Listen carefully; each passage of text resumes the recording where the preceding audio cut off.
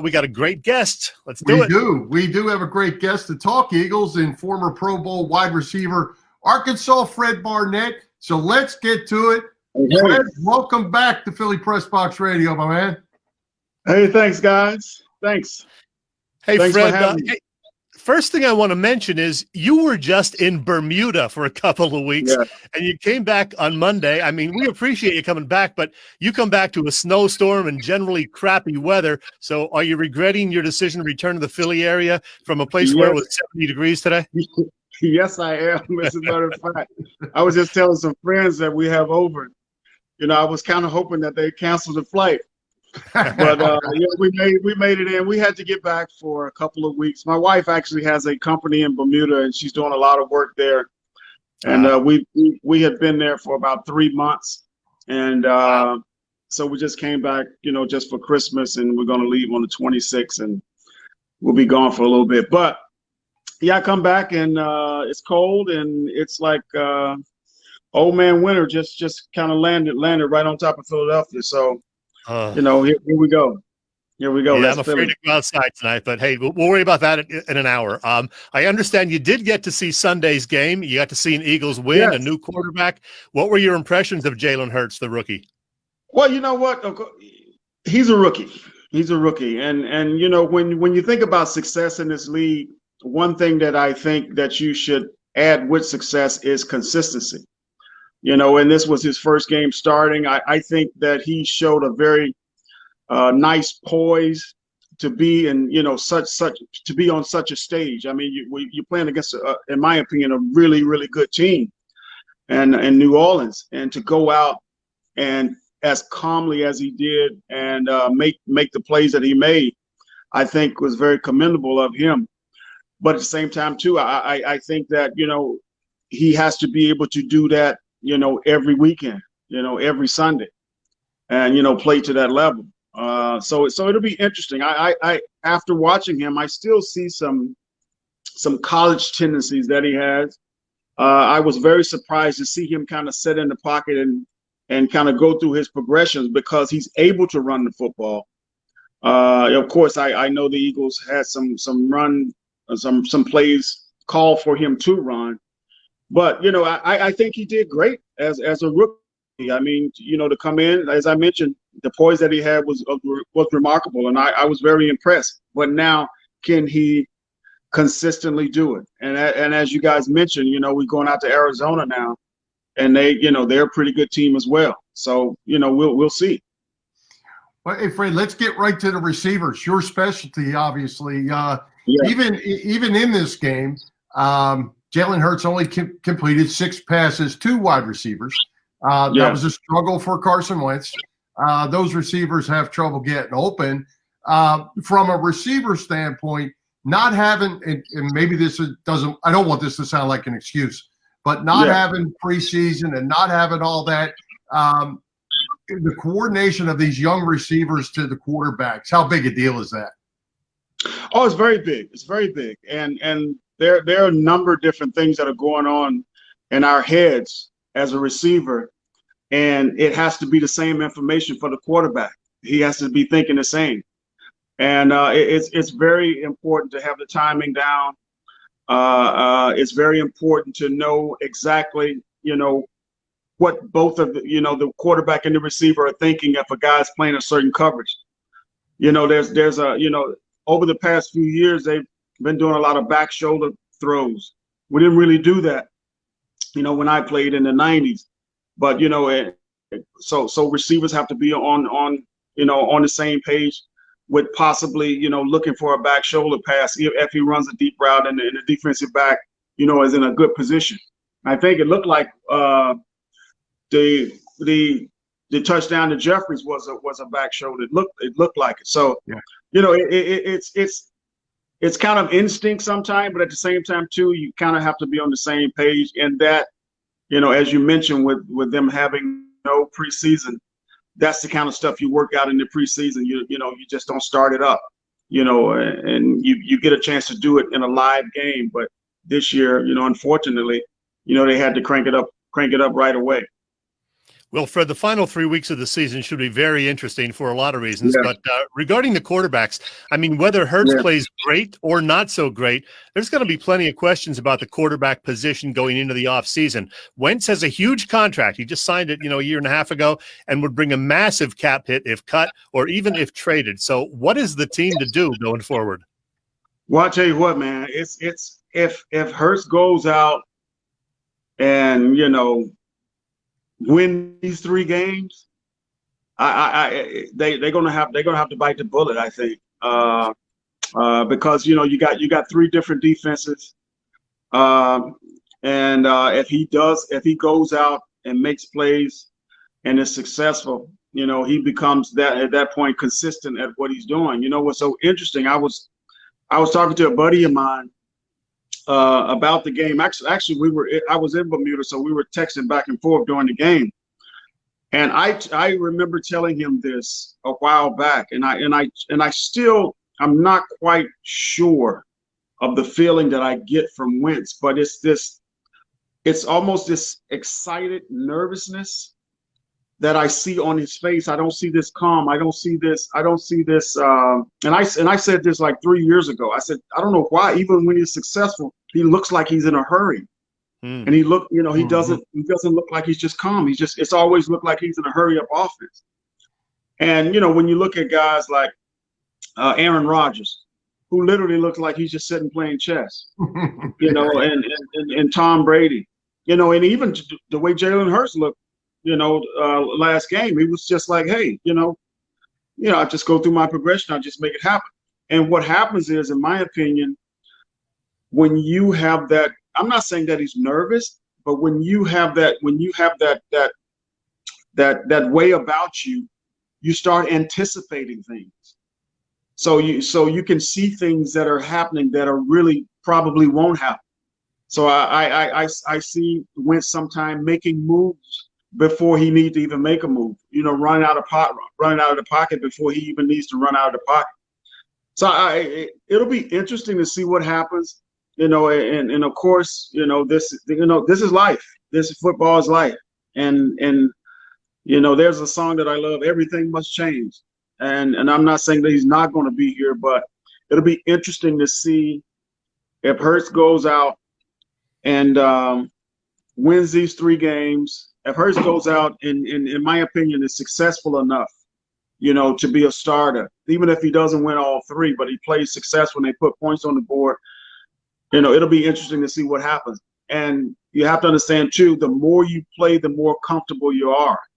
So to see him be as comfortable as he is his first start, it was just amazing. And I can remember when Coach Peterson put him in for a few plays, I was like, oh, I don't know. It just doesn't seem like, he had really what it takes at that point.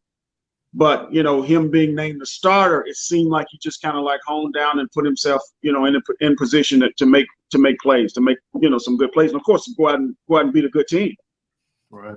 Hey, Fred, I want to throw this before I ask my question. I want to throw this up here from one of our viewers, Freddie B, one of my favorite childhood players from Andrew Redwood, giving you a shout out. Oh, cool. All right. Hey, wanted to say to you, Fred, it's obvious the offensive line is struggling. Yeah. They change lines every week. They're going to do it again this week. I've never seen anything quite like it. But from a quarterback receiver standpoint, back to that, that clock's going to go faster now when you have a poor offensive line or injured offensive line, whatever you call it. How do you guys react to that? Do you have to do it in practice, or can you just say, hey, I got to be in that break sooner and expect each other to be able to read that? Well, it depends, I think, on the play calls. I think from an offensive coordinator standpoint, if you got a hurting offensive line and you're not going to give your guy time, you're gonna have some more intermediate routes called, some shorter routes, some slants, some quick hitches, some quick posts as such to get the ball out of the quarterback's hand. I think it's to some degree a plus for Hurts because he's able to scramble. I'm quite sure that there will be a number of plays where his number will be called to run the ball. So that kind of slows So that kind of, gives the defense another problem or another, something else to have their mind on instead of just rushing the quarterback. There was one play in particular that Hurts ran for about 25, 30 yards when I think they were in man defense and they rushed everybody in the field just opened up. He just took off, and so when you have a hurting offensive line, you can put yourself in a bit of predicament if you're a defense, if you got a quarterback who can run the ball as well. Well, Fred, much as we love to talk about the current team, we also like to talk about your era. And last year, when you were on with us, we did play the audio of your epic 95-yard touchdown reception against the Bills from 1990. And because this happens to be the 30th anniversary this month of that memorable play, let's show the video of it with Merrill's call added to it. All right, here. Big play for the Eagles. As Cunningham is back, he's being trapped. He ducks under 3 men. He's looking. He's rolling. He's heaving it deep downfield for Barnett, who leaps and has it at the 40, at the 35-30, 25-20. Barnett's going to score! I love seeing that. It brought a smile to your face, Fred. Yeah, I hear about that play all the time. As a matter of fact, I got some buddies who are in Bermuda. They work with a company in Bermuda, and they're from Buffalo, and I give them hell about that play all the time. They remember it, and it was an unbelievable play. It's surreal to even see it, and over and over again. I have a lot of fans who always send it to me on Facebook and what have you. Oh, yeah. And just to see it is just crazy because it's like I can't remember it, but I know it was me. It was a separate video and audio thing. I actually had to slow Merrill's voice down a bit to make it sync up because you were just running too damn fast. I'm not kidding. I don't run fast anymore. I can tell you that much. Well, listen, that was December 2nd, 1990.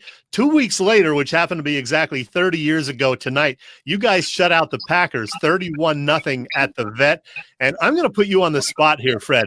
The Packers starting quarterback much of that season was the Magic Man, Don Majkowski, but he was out injured that week. So I'm going to ask you, do you have any memory of the two guys who played quarterback for Green Bay that particular day? Zero. Absolutely zero. Yeah, I don't remember them either. Here we go. Blair Keel and Anthony Dilweg. Oh, are you serious? No wonder you beat them 31-0, huh? Hey, Fred, I did want to ask you, back in the day, did you ever get in a situation where, as a player, that you just said, you know what, they can't cover me. This guy can't cover me. Kind of like what we saw, unfortunately, with Metcalf and Slay the other night, where they just kept on throwing it, and Slay's a good player. He had nothing for Metcalf. How do you feel? Do you go back to the quarterback, go to the coach and say, man, this is it. This is my night. I got to have it. Oh, yeah. As a matter of fact, I'm going to tell you, some of my best games have come against a guy who's in the Hall of Fame, Aeneas Williams. And Aeneas and I, we would see each other during the off season, and he would tell me, he would say, I don't know what it is. I just can't cover you. And he didn't, and he struggled with me, and I struggled with some defensive backs, but we'd be out on the field, and I'm like, yes, I'm coming at you, man. And then, of course, I tell Randall and, tell the coaches, Rich, and there were a number of times I went to Rich. I'm like, Rich, come on, give me 300 yards this game. But yes, I have had situations like that. And, even saying that, it kind of makes me proud because, going from high school to college and then going to the pro level and having the confidence to look a guy in the eye who's a pro and say, you cannot cover me. That's just amazing, and it's a lot of hard work to be able to, be in that position to say it. And there's some guys out there that are saying it right now. And it's a great feeling to know that, you can dominate on the field and have that confidence and even preach it. Well, Fred, you mentioned the Hall of Fame, and speaking of that, one of your ex-Eagle teammates is a semi-finalist for the Pro Football Hall of Fame, and should be in already, if you ask me. Yeah. What do you remember about your 4 or 5 years as a teammate of Eric Allen? Oh man, just unbelievable guy on and off the field. One thing that I knew about him, he's very, very smart. He knew tendencies, and there are times that I would talk to him about tendencies that defensive backs have. But here's a guy, he's one thing that Eric did, and one thing that a lot of high profile athletes do is that they slow the game down. He somehow slows the game down. And what a great guy, what a great player. Of course I think he should be in the Hall of Fame. He should have been in the Hall of Fame in my opinion. A great lockdown corner. A guy who can just, play all over the field. He can play nickel, and you throw that ball in the wrong spot, it's going the other way with Eric. And I actually had a chance to see him a couple of years ago down in Dallas. We coached in an all-star football, high school all-star football game together, and met some of his, actually one of his sons, who's probably. He should be signed with a college right now. His son, who's a pretty good safety out in San Diego. But Eric should have been in the Hall of Fame, and I'm proud to say that I played with him. Again, going back to your day, Fred, Yeah. with the offenses the way they are now, with the things Lamar Jackson's doing and some of these other guys with the RPOs and all that. Oh my God! How would Randall Cunningham be today? Oh man, it would be interesting if we were playing today with the ability that we had with like as you mentioned, the RPO, the run pass option. It would be amazing, because well, in my opinion, I think Randall would probably be running more than he would be passing, because he kind of made his name for himself as being a scrambler. But it'd be interesting in playing in an offense like that, and it's like you can run your route and you're not open, and somehow, you still get the ball. I mean, that happened a lot with us, but it's interesting to come off the ball as if it's a run, and knowing that it could be possible to be a pass. So it's and it's exciting to see. It's very exciting to see. I mean, did you guys? Well, I don't know if you guys watched the. I saw the highlights of the Browns Ravens. Man, that thing, amazing. Whoa, it was. I was like, oh my goodness! I just watched the highlights, and I'm like, whoa, Right? it was just kind of going back and forth, man. These guys can really put numbers on the board, man. But it's great to see. It's great to see, and I think this is exactly what the NFL wanted. This type of action. Fred, I have one last question for you. Sure. You were, with the Eagles early 90s, and 90 under Buddy, and then Rich Kotite for the next 4 years. In my opinion, the best of those teams was 1991, when the defense was like number one in every category. The unfortunate thing, Randall gets hurt. The Bryce Pop hit first game of the season, and you still went 10-6, but just missed the playoffs. But you had, Jeff Kemp and Jim McMahon and Brad Gable and Pat Ryan and whoever else thrown in there at quarterback at various times. Was that your best team other than Randall getting hurt? I think so. And as a matter of fact, I think I've mentioned this before, and I don't know if I mentioned it to you guys, but that was the year that we were like, this is it. Yeah. Like we our defense is solid. If we can go out, and win 12 games, 12 games, slide into the playoff, we're going to knock some heads off. Mm-hmm. So we just knew that year, that particular year was it. And then Randall gets hurt, and, everything just kind of goes upside down. But it's interesting to think about it, because, as you mentioned, that defense that we had was, I mean, they nobody wanted to play us. I mean, the offense, they're literally offensive players that were just like, these guys are nuts. And they were crazy. Those guys were crazy. I mean, the knocking people out here and there and stretches, and that's when the collisions, you could knock anybody out. And if our defense was playing today, they'll all be suspended because they'd be knocking everybody out, man. Head first. They'd all be suspended. Well, hey, Fred, one final question for you. You mentioned about going with your wife and taking care of business. What all do you have going on? I think you still coach, right? You have some sons that play ball? I do, no. As a matter of fact, I have young kids.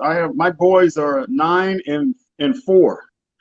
So I'm a lot of people say, well, you're starting over. I'm like, no, I'm continuing, but it stops there for sure. And I have daughters who are 20 years old. They're twins. They go to UVA on the lacrosse team and on the rowing team. But I do a lot of work with my wife. She finally hired me. And there are a few companies that I do some consulting with here in the Philly area, just small stuff, just kind of keep myself busy. But most of my work is with my wife in Bermuda. She has a corporate event planning company / interior design. As a matter of fact, she's doing an interior design for Bacardi's corporate headquarters, which has us there now because you can't really have a lot of events. So she's in the process of redesigning their corporate headquarters there in Bermuda.